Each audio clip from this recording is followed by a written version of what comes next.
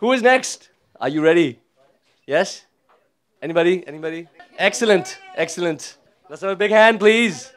Woohoo! Those were a couple of really good stories. I'm a little scared now. I might not make the grade. So I'm going to tell you a story about online dating, because I know everyone here has had a touch of experience with that. Don't deny it, you have. I will propose to you, though, that I just might be the world champion online dater, because I've been doing it so long. I've been doing it before the internet existed. There was actually something called telepersonals before there was online dating. Use the phone. And yeah, I'm that old. And it's been interesting watching the evolution of the medium. And the biggest thing I've noticed is now that there are actually women involved. Because back then, there were a couple of women and a lot of guys with wigs. But I'm also a scientist. And one of the things that I took away from the online dating experience was I need to analyze what I'm doing wrong. Why am I failing at this process so bad? Clearly, I'm a handsome man. So it's not the looks necessarily.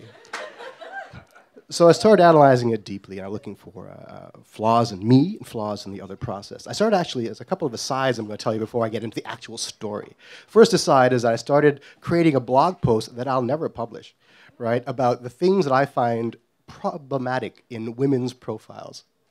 And I'll never publish it because I want another date someday. So, and this is strictly an expression of my personal frustration and nothing to do with women in general, because maybe the men's profiles are equally as bad. I don't know. I don't look at those. Despite rumors to the contrary, I'm entirely heterosexual. Right? So, and in that list of things that are wrong with women's profiles, I have a special category for South Asian women. Ooh. Curious, huh? And I'll give you a taste of two of those things. One is, it's amazing how many South Asian women's profiles begin with, I'm not your typical Indian girl. Yeah. Right? See? But enough of them say so that clearly they are the typical Indian girl.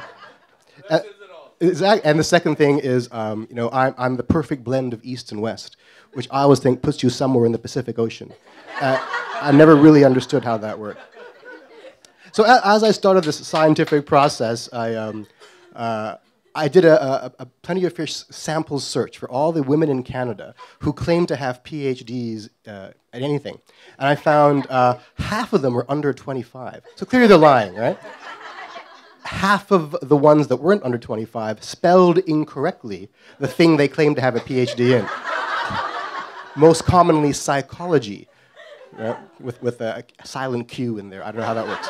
Right? And that started me on the path of actually I'm doing a study now on how the extent to which people lie in online dating profiles. I'll talk about that at some other time. So, in my personal analysis and scientific journey through my online dating experience, I decided to, ask my friends, what am I doing wrong maybe? And they said, well, you're not giving enough of yourself, Ray. You hold back a bit too much sometimes. This was about 7 years ago when I started to take this more seriously. And it's true, I often wouldn't give a woman a second chance, wouldn't give her a second date because maybe I didn't find her interesting, but the truth was maybe I didn't give her a chance to be interesting. Maybe I wasn't giving enough of myself. So I made a conscious decision that my next date, I would fix that problem. So I had a date with a woman. I live in Ottawa, so this was in Ottawa. And it was a chilly fall afternoon. Let's set the stage a bit. Okay.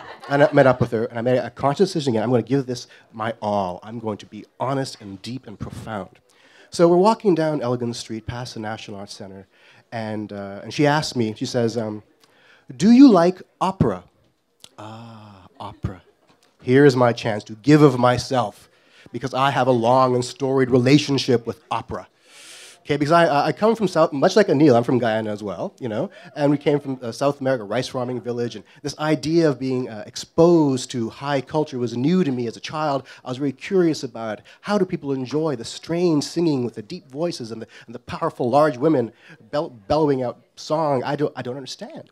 And then I watched the movie Alien, and in Alien, there's a scene in the Nostromo where the captain is locked himself in the ship and he's listening to opera. Because he's listening to opera in a spaceship. What's this all about? Right? And I'm explaining this to my date. I'm saying, yes, I went on this personal journey. I got a membership as a teenager to the Toronto Opera Company, and I attended all these live operas, and I studied them deeply, and I went home and I read about them as well. What are they I learned a little bit of Italian so I understand what's going on. I fell asleep a few times because it was kind of boring. But then I reached a point finally in my adult years where I don't enjoy physically going to the opera, but I enjoy being at home and listening to recordings of opera. And she looks at me and she says, what are you talking about? And I said, opera. You asked me about opera. She says, no, the fat black woman on TV.